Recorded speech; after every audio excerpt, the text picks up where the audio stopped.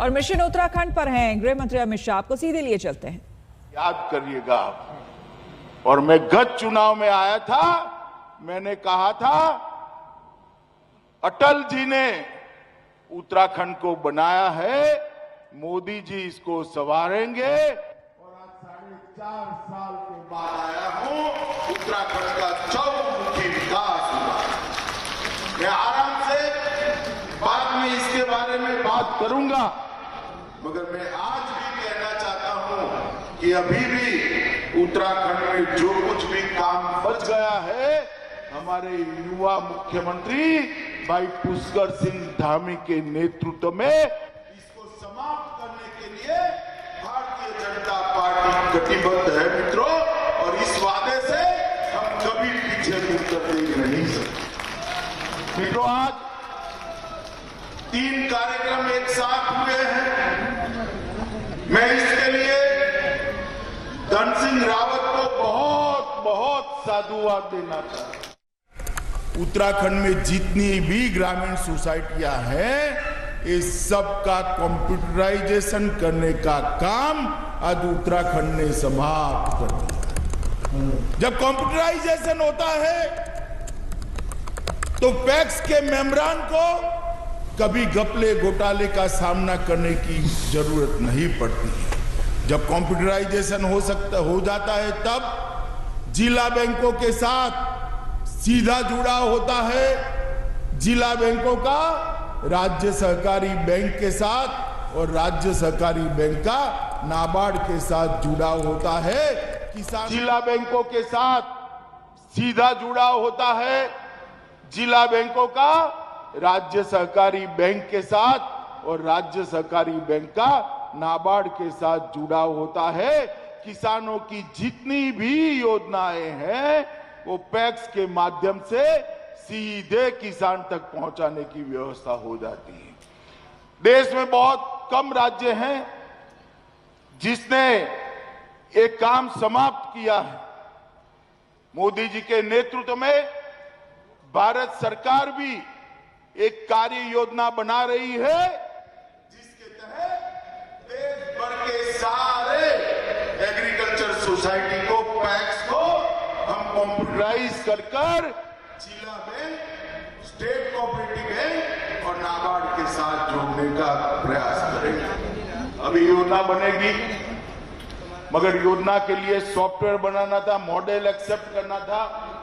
नाबार्ड के अधिकारी मेरे पास आए, मैंने उनको कहा कि हमारे धन सिंह ने बनाया है, भाई उत्तराखंड जाकर देख कर आओ, और हो सकता है कि उत्तराखंड के मॉडल को पूरा देश स्वीकार कर पूरा देश उत्तराखंड के मॉडल पर आ गया। मैं इसलिए पुष्कर सिंह जी और धन सिंह रावत को बहुत बहुत बधाई और शुभकामनाएं देना चाहता हूं। दूसरा बहुत बड़ा काम हुआ है। आज मुख्यमंत्री जी ने मुख्यमंत्री घासियारी कल्याण योजना का अनुमोदन किया था, इसका शुभारंभ हुआ। हम जानते हैं इस देवभूमि में पहाड़ की चोटियों पर विपरीत मौसम के अंदर गाय को चारा डालना है, भैंस को चारा डालना है, हमारी माताओं बहनों को चारा लाने में कितनी दिक्कत आती है। यहां पर लगभग 1000 एकड़ की खेती और 2000 किसान ये मक्के की खेती करेंगे, और उसमें से एकदम साइंटिफिक तरीके से पौष्टिक पशु आहार बनाने की यहां पर योजना हुई है। 1 लाख किसानों तक इसका फायदा पहुंचने वाला है। थोड़ा बहुत तो मौसम अच्छा होगा तब लीला चारा भी डालना पड़ेगा, हरा चारा उसको डालना पड़ेगा, परंतु ज्यादातर मेहनत हमारी पशुपालन के साथ जुड़ी हुई बहनों की, माताओं की, इसके कारण समाप्त हो गए। और तीसरा काम हुआ है, यहां पर एक कोऑपरेटिव ट्रेनिंग सेंटर का उद्घाटन मेरे हाथ से कराया गया। मैं आपको कहने आया हूं मित्रों, ये कोऑपरेटिव ट्रेनिंग सेंटर आज मुझे जरूर याद है।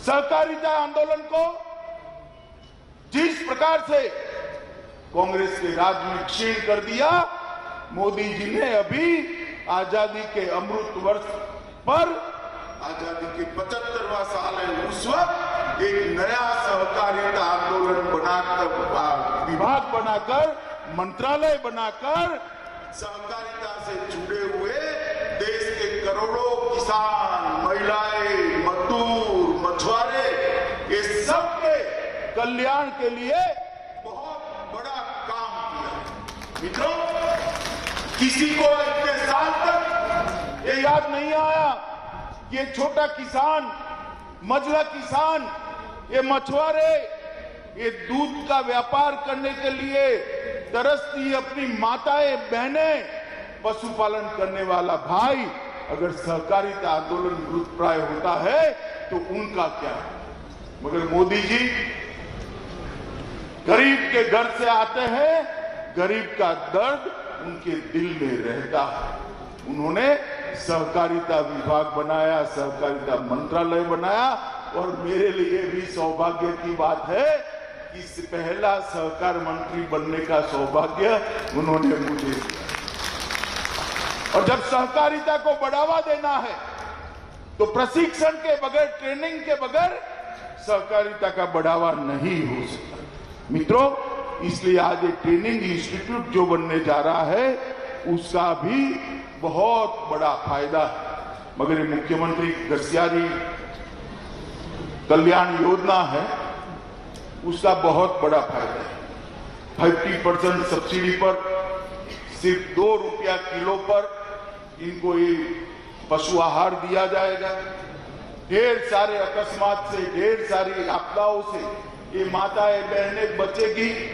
उनका बचा हुआ समय बच्चों को पढ़ाने के लिए भी लगा सकती है, घर में कुछ और काम भी कर अपनी आय भी बढ़ा सकती है, और साथ में पशुपालन भी कर सकती है।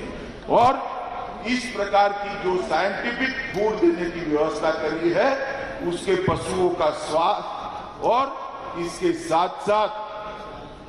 साथ साथ इनकी दूध देने की क्षमता की भी वृद्धि होगी। इस प्रकार से इसको तैयार किया है। मैंने डिटेल इसका स्टडी, मैं फिर से एक बार मुख्यमंत्री जी को बधाई देना चाहता हूं कि मक्के की फसल इतने एकड़ में कोऑपरेटिव तरीके से करना बहुत कठिन था, जिसको आपने जमीन पर उतारा है। और मक्का, मित्रों, आप जानते हैं 90 से 100 दिन के अंदर खेत को खाली कर देता है। तो एक बार मक्का बनाया, बाजार में दे दिया, इससे फूड उसको प्रोसेस कर पशु आहार बनाया, और फिर इसका दूसरा सब्जी का या कोई भी वो करना है तो अपनी खेती किसान कर सकते हैं।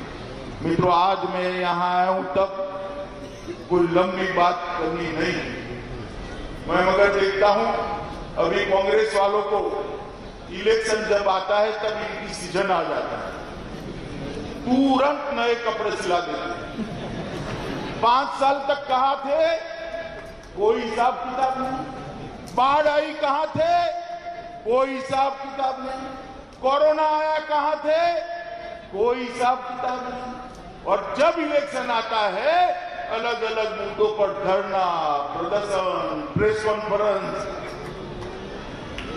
रावत साहब, अब आपको जान गई है, आप जरूर इलेक्शन लड़िए, मगर मैं आपको यहां कहने आया हूं, आप यहां मुख्यमंत्री थे तब नकली शराब डेनिश का जो पूरा घपला घोटाला हुआ था, इसका जरा उत्तराखंड की सरकार को जवाब तो दीजिए। मित्रों, देना चाहिए या नहीं देना चाहिए? अरे पीछे भी बोलिए जरा, देना चाहिए या नहीं देना चाहिए? मित्रों, एक कांग्रेस भ्रष्टाचार, घपले, घोटाले का पर्याय बनी। ये किसी भी राज्य में कल्याण का काम नहीं कर सकती, ना वो गरीबों का सोच सकती है, ना अच्छा प्रशासन का सोच सकती है। गरीब कल्याण और अच्छा प्रशासन मोदी जी के नेतृत्व में केवल और केवल भारतीय जनता पार्टी दे सकती है, और कोई मित्रों, 2017 में जब चुनाव हुए, मैं ही भारतीय जनता पार्टी का राष्ट्रीय अध्यक्ष था। मैं इस देवभूमि पर आया था। हमने हमारा एक घोषणा पत्र जारी किया था और घोषणा पत्र को लेकर कोई भी स्टडी कर दे, हमने 85% से ज्यादा हमारे वादे समाप्त कर दिए। 85%। और मैं यहां पर चैलेंज देकर जाता हूं रावत साहब को कि रावत साहब, आप कांग्रेस में थे, उसका घोषणा पत्र था, आपकी सरकार में रहते, मुख्यमंत्री के नाते सारी घोषणाओं थी, इसका सूची बना दो। मैं मेरे युवा मोर्चा के अध्यक्ष को भेजता हूं, यहां हो जाए देहरादून के चौराहे पर 2-2 हाथ एक बार चर्चा। ये कांग्रेस पार्टी वादा खिलाफी करने वाली पार्टी, ये कांग्रेस पार्टी राजनीतिक रूप से सत्ता हत्या कर उसका उपभोग करने वाली पार्टी है। वो कभी भी किसी लोक कल्याण का काम नहीं करती। अरे यहां तक मित्रों, मैं आया था, कुछ लोग मुझे मिलने आ गए, मेरा काफला रुक गया था, तो मैंने पूछा भाई क्या हुआ? तो कि साहब आपको मालूम नहीं है शुक्रवार है। क्यों, शुक्रवार को क्या होता है? मैं तो थोड़ा सोचने लगा कि मुझे मेरा जनरल नॉलेज वीक हो गया, शुक्रवार में क्या होता है? तो उसने कहा शुक्रवार को नेशनल हाईवे बंद कर कर वहां नमाज पढ़ने की इजाजत दे देते हैं। शुक्रवार को छुट्टी देने की भी हिमाकत करने की सोची थी इन्होंने। मित्रों, ये तुष्टीकरण और एपीसमेंट करने वाले, ये तुष्टीकरण और एपीसमेंट करने वाले कभी भी देवभूमि का काम नहीं। भारत माता की। और यहां पर आकर बड़े बड़े आवाज से हमारे पुष्कर धामी को सवाल करते हैं, भैया रावत साहब, आप जरा आपका स्ट्रिंग ऑपरेशन एक बार देखकर आ जाइए तो आपको मालूम पड़ेगा। आपको बोलना चाहिए। मित्रों, कांग्रेस पार्टी कभी भी उत्तराखंड का भला नहीं कर सकती। उत्तराखंड के अंदर विकास की बयान तभी आई जब संपूर्ण बहुमत की भारतीय जनता पार्टी की सरकार, ये उत्तराखंड की जनता ने भारतीय और मोदी जी ने, पहले देवेंद्र सिंह थे, तीरथ सिंह थे और पुष्कर सिंह आए, मोदी जी ने हमारे तीनों मुख्यमंत्रियों को साथ लेकर एक विकास का नया संपूर्ण बनाया है। इसके कारण आज उत्तराखंड आगे बढ़ रहा है। मित्रों, इतना बड़ा कोरोना का आपदा आई, पहाड़ पर है हमारा प्रदेश, दूर सुदूर भौगोलिक क्षेत्र में रहने वाले लोग हैं, मगर कोई भी कहां पर भी रहा हो, मैं इतना निश्चित कह सकता हूं, कोरोना से बचाने का काम भारतीय जनता पार्टी की सरकार। उत्तराखंड हमारा ये वीर भूमि है, देवभूमि, 100% टीकाकरण जिन राज्यों में सबसे पहले हुआ, उसमें से हमारा उत्तराखंड। ऑक्सीजन प्लांट भी लगाए गए, नए नए अस्पताल खोले गए, नए नए बेड बनाने की व्यवस्था हुई। तीसरी लहर आई नहीं, बद्री विशाल की कृपा है, मगर आती तो भी सारी तैयारियां हमारी भाजपा सरकार ने कर रखी थी। इस प्रकार से काम करते हैं। और अभी आपदा आई, आपदा के अंदर जैसे ही भारत सरकार से सूचना मिली, मुख्यमंत्री जी अयोध्या थे, सारे कार्यक्रम बंद कर कर वापिस आए और एक भी यात्री की जान नहीं गई है। मित्रों, एक भी यात्री की जान नहीं। दूसरे दिन ही रेस्क्यू ऑपरेशन आया, शुरू हो गया।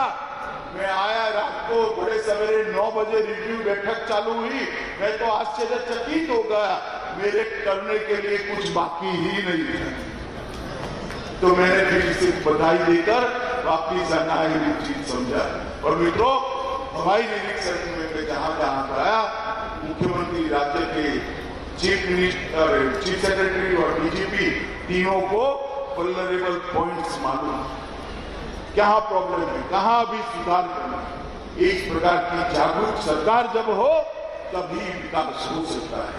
मित्रों, आज मैं यहां पर आया हूं तब ये भी कहना चाहता हूं कि गंगा जल के वितरण के लिए भी कोऑपरेटिव तरीके से एक नया काम शुरू हुआ है और इससे देश भर के मां गंगा के प्रति श्रद्धालुओं को, श्रद्धा रखने वाले श्रद्धालुओं को घर बैठे गंगा जल भी मिलेगा और उनका मोक्ष का रास्ता भी मिलेगा। आज मैं यहां आया हूं, अपना केदार धाम शत विशत हो गया था। जब आपदा आई तब 5 तारीख को प्रधानमंत्री जी उसका वहां पर एक बहुत बड़ा भगवान आदि शंकराचार्य का मूर्ति वहां लगाने वाले हैं मित्रों, और उसके साथ देश भर के शिवालयों को उन्होंने जोड़ा है। बद्रीनाथ की योजना तैयार हो गई, काम चालू होगा। केदारनाथ का पुनर्निर्माण आज समाप्ति के आरे पर है और आपका 4 धाम संपर्क का जो सुधार था वो 890 किलोमीटर का 11,680 करोड़ के खर्चे से 4 lane road, 4 wheeler road, 365 lane road आज समाप्ति की ओर जा रहा है। देहरादून में गृह मंत्री अमित शाह को आप सुन रहे हैं।